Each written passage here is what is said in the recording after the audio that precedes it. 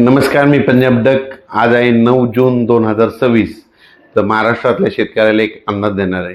तर राज्यातल्या सर्वप्रथम शेतकऱ्याला सांगू इच्छितो की राज्यामध्ये महाराष्ट्रामध्ये मान्सूनचं आगमन झालंय, पण ते कसं झालंय, दक्षिण महाराष्ट्रामध्ये काही जिल्ह्यामध्ये झालं, म्हणजे काही सांगली, सातारा, सोलापूर, कोल्हापूर, बीड जिल्ह्यामध्ये काही भागातच झालंय, लातूर जिल्ह्यात काही भाग, पण सर्वदूर झालेलं नाही. म्हणून हा अंदाज सर्व शेतकऱ्यांना लक्षात यायचा.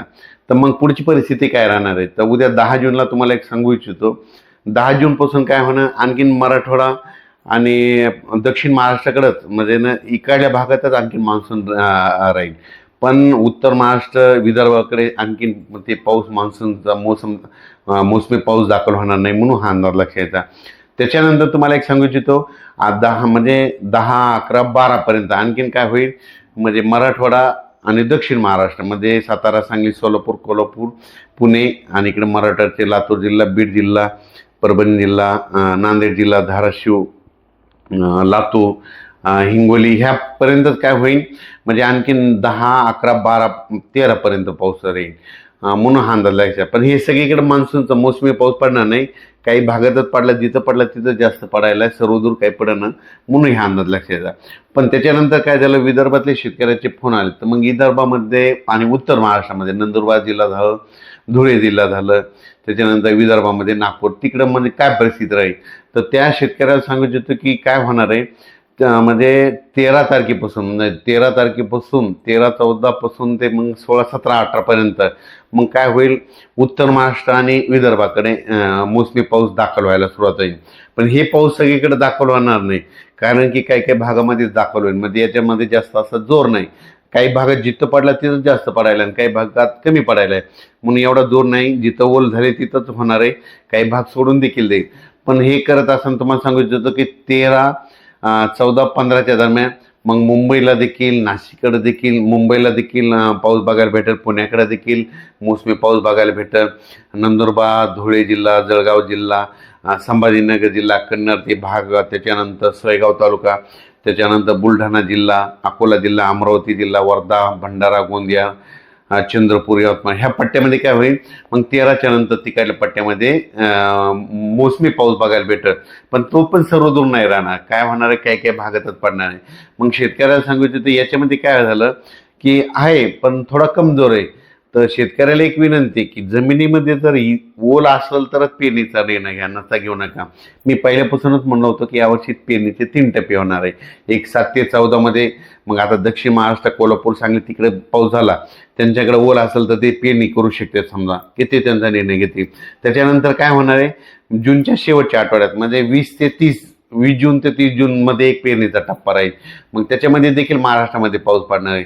आणि त्याच्यामधून जर काही शेतकरी उरले तर 10 जुलै ते 15 जुलैमध्ये पाऊस येईल आणि त्याच्यामध्ये सर्व शेतकऱ्याची पेरणी होणार आहे, म्हणून हा अंदाज. पण उत्तर महाराष्ट्र, खास करून उत्तर महाराष्ट्रातल्या शेतकऱ्याचे काही मिरची लागवड आहे, त्यांच्या विहिरीचे पाणी संपले, मग ते पाऊस येण्याच्या प्रतीक्षेत आहेत. तर त्यांच्या उत्तर महाराष्ट्र, कन्नड तालुका, सिल्लोड, भोकरदन, त्याच्यानंतर जळगाव जिल्हा, नंदुरबार जिल्हा, धुळे जिल्हा, त्या शेतकऱ्याला सांगू इच्छितो की पारोळा तालुका, की तुमच्याकडे मात्र 13 तारखेपासून 13 जूनपासून ते 17, 18पर्यंत दररोज वेगवेगळ्या भागामध्ये विखुरलेल्या स्वरूपाचा हे मोसमी पाऊस दाखवलोय. सर्वदूर नाही पडणार, पण वेगवेगळ्या भागात पडणार आहे, म्हणून हे अंदाज शेतकऱ्यांना घ्यायचा. त्याच्यानंतर विदर्भामध्ये देखील अशीच परिस्थिती राहील. विदर्भामध्ये देखील काय होईल, 13 जूनपासून ते 17, 18पर्यंत, 13, 14, 15ला, 18, 17, 18च्या दरम्यान तिकडे विदर्भात देखील काही जिल्ह्यामध्ये दाखल होईल. पण हे सगळीकडे दाखल होणार नाही, काही भागात होईल. 20 जून ते 30 जूनमध्ये होईल. मग त्याच्यामध्ये मात्र आणखीन जवळपास खूप ठिकाणी भरपाई झालेली दिसत आहे. म्हणून शेतकऱ्याला सांगू इच्छितो, पेरणी करत असताना निर्णय स्वतः घ्यावा, कारण की काय होतं, जमिनीमध्ये ओल नसाल, 4 बोटावर पेरणी केली तर ती फेल जाते. म्हणून चांगली ईदभर ओल गेल्याच्यानंतर शेतकऱ्यांनी पेरणीचा निर्णय घ्या.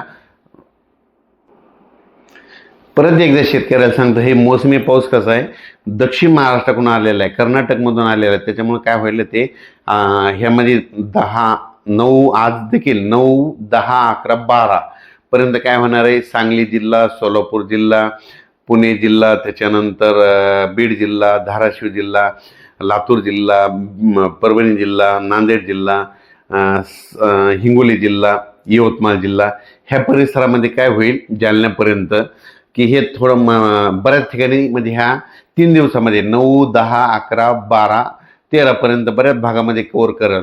पण काही काही भाग सोडून देखील देईल, काही काही ठिकाणी मला खूप देखील पडेल, म्हणून हे देखील सर्व शेतकऱ्यांना घ्यायचं.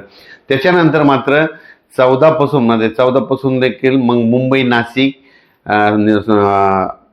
नंदुरबार जिल्हा, धुळे जिल्हा, जळगाव जिल्हा, बुलढाणा जिल्हा, अकोला जिल्हा, अमरावती, वर्धा, नागपूर, भंडारा, गोंदिया ह्या पट्ट्यात मग काय होईल, म्हणजे विदर्भ, उत्तर महाराष्ट्र, मुंबई, नाशिक, सिन्नर ह्या पट्ट्यामध्ये काय होईल, मग 14च्या नंतर बऱ्याच ठिकाणी मान्सून दाखल झालेली दिसत. पण याची व्याप्ती खूप नाही, काही भागातच पडेल, काही भाग देखील कमी राहील. मग याच्यामधून जिथं नाही जर झाला तर तिथं 20 जून ते 30 जूनमध्ये परत एकदा पाऊस येणार आहे. मग तिथं त्या ठिकाणी पाऊस येईल आणि त्याच्यामधून जर काही शेतकरी उरले तर मग 10 जुलै ते 15 जुलैमध्ये एक पाऊस येईल आणि त्याच्यामध्ये सर्व शेतकऱ्याच्या पेरण्या होतील. अचानक वातावरण बदल झाला तर लगेच एक शेतीला जाईल. धन्यवाद.